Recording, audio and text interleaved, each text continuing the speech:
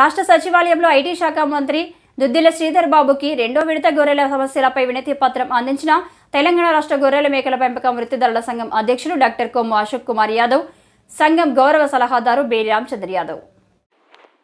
ఈరోజు సచివాలయంలో రాష్ట్ర ఐటీ శాఖ మంత్రివర్యులు దుద్దిళ్ల శ్రీధర్ బాబుని మర్యాదపూర్వకంగా కలిసి శాలువాతో ఘనంగా సన్మానించి రెండో విడత గొర్రెల సమస్యలపై గొల్ల కురుమలకు తగిన న్యాయం చేయాలని తెలంగాణ రాష్ట్ర గొర్రెల మేకల పెంపకం వృత్తిదారుల సంఘం రాష్ట్ర అధ్యక్షుడు డాక్టర్ కొమ్ము అశోక్ యాదవ్ మరియు రాష్ట్ర సలహాదారి బేరి రామచంద్ర యాదవ్ అధ్యక్షతన వినతి పత్రం ఇవ్వడం జరిగింది.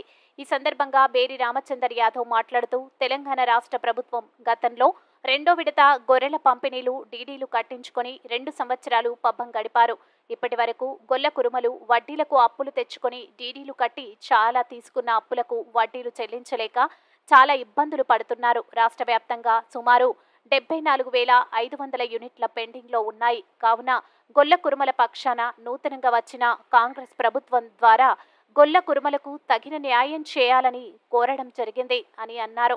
ఈ సందర్భంగా సానుకూలంగా స్పందించిన మంత్రి శ్రీధర్ బాబు మాట్లాడుతూ గౌరవ రాష్ట్ర ముఖ్యమంత్రి రేవంత్ రెడ్డి దృష్టికి గొల్ల కురుమల సమస్యలను తీసుకెళ్లి సాధ్యమైనంత త్వరగా సమస్యను పరిష్కరిస్తామని, గొల్ల కురుమల పక్షాన సానుకూలంగా అండగా ఉంటామని హామీ ఇచ్చారు.